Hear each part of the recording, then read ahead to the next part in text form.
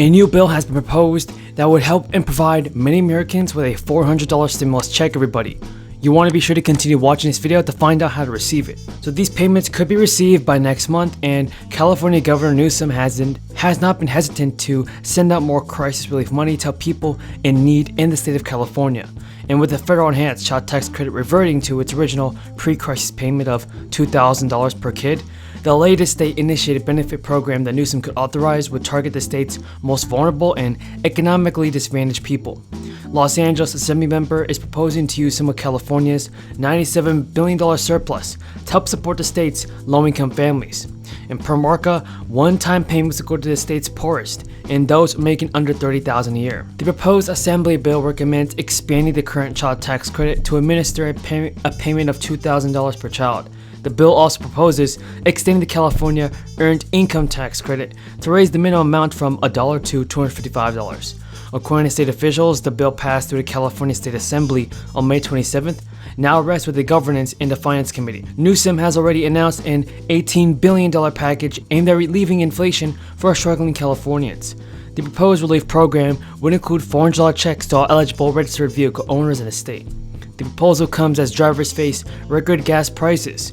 Newsom said we enacted the most comprehensive economic stimulus program in the nation last year, getting billions of dollars in immediate relief to Californians. Many folks are still struggling, especially with high costs due to inflation. And so we're leveraging a historic surplus to get money back into the pockets of Californians. Other areas of financial relief include public transportation and childcare for low-income families. Newsom's plan would offer these services for an even further subsidized rate, if not free of charge, for a limited time. A further $1,500 in relief checks is also proposed for hospital and nursing home staff.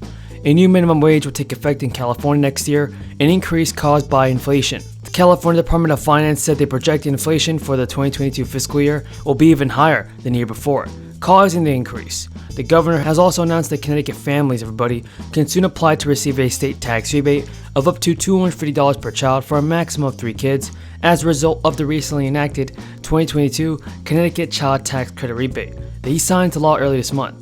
The governor told reporters, in addition to making groundbreaking investments in childcare, crime prevention, and caring for our most vulnerable, the budget that we just enacted provides relief, specifically targeted for lower and middle income families with children. Any Connecticut resident who claimed at least one dependent child under the age of 18 on their 2021 federal tax return may be eligible as well. 300,000 Connecticut households will soon reap the benefits of the largest tax cut in the state's history. The 2022 Connecticut Child Tax Credit Rebate is part of the 2023 fiscal year budget, adjustment recently signed to law by the governor.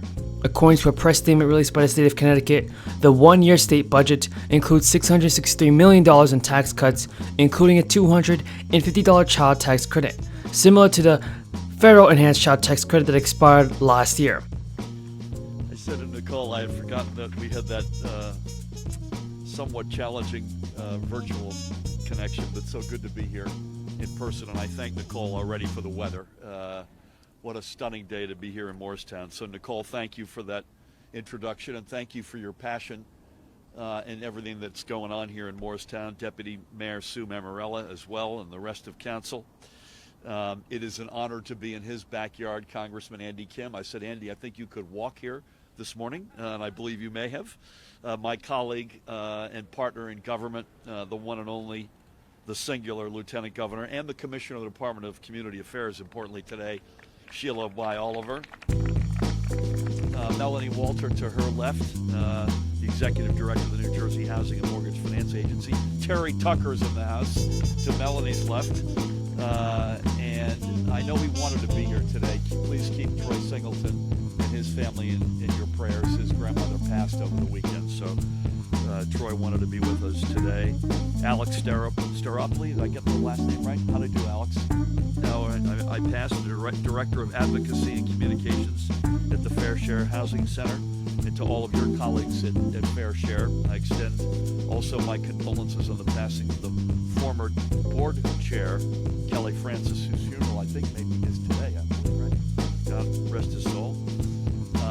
We got Rudy Alberts and his colleagues here representing the Pennsylvania Real Estate Trust, which owns this mall. Reva Foster's in the house. Jeff Nash, the aforementioned Camden County Commissioner who I've lost here is in the back, is in the house, and so many other important dignitaries. It's an honor to be here. So for the past nearly 50 years, New Jersey has been engaged in a broad effort to ensure that every family, no matter their circumstance, can find an affordable place to live in a community in which they want to live. This constitutional obligation, and perhaps just as importantly, moral obligation. Stacy, is that you? Stacy Berger's here. I didn't see you, Stacy. I'm sorry. Was upheld by the New Jersey Supreme Court in 1975, and it still rings true today. But the fact is that even a half century on, this obligation to all of our state's residents has yet to be completely fulfilled. It's been a long road. The towns across the state are stepping up and doing their part to meet this obligation. And Morristown, Nicole, stands out as a great example of that. But in many communities, including right here, as Nicole mentioned, this effort hasn't been completely fulfilled because the funds needed to support the creation of new affordable housing units haven't been available to realize the goals and needs of developers, local officials, or the prospective residents, most importantly, who would benefit most from the creation. Our next guest warns half the market isn't a bubble, and high valuation stocks are a big reason why. Dan Suzuki is a Deputy Chief Investment Officer at Richard Bernstein Advisors. Dan, great to have you with us.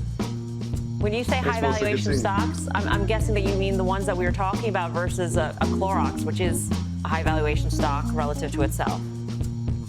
Yeah, I guess, what we're referring to is, if you think about, the 11 sectors in the S&P now, about 3 of those sectors have heavy weights in kind of tech and tech-like stocks and innovation, growth, and disruption. And those 3 sectors are information technology, communication services, and consumer discretionary. Those 3 sectors alone make up about half of the market cap of the S&P 500. And I think in different ways, they're all sort of have been buoyed by this bubble that we think is present in markets today, even after this big correction. And so I think that, it's a big risk. And something we've been writing about is, where do you go for diversification if everybody's portfolio is heavily concentrated and everything out there is heavily correlated? If you want diversification in your portfolios, you actually have to proactively put that diversification into your portfolios by reducing your weights to those, just from a pure, prudent portfolio management perspective. Last time we saw you was January 18th, I think, and then you said that you saw a NASDAQ 100 correction of 50% in the cards from its highs. And I'm wondering, are you still sticking with that? Yeah, I mean, it wasn't super scientific, digging through the, asset values sort of analysis. But, if we're right and technology and technology-related stocks are in a bubble, go back and look at the history of bubbles. They don't softly correct and then, they're off to the races 6 months later. You typically see a major correction, 50% or more, and typically it comes with an overshoot to whatever you think fair value is. And so that was all I was saying, is that, we are in the early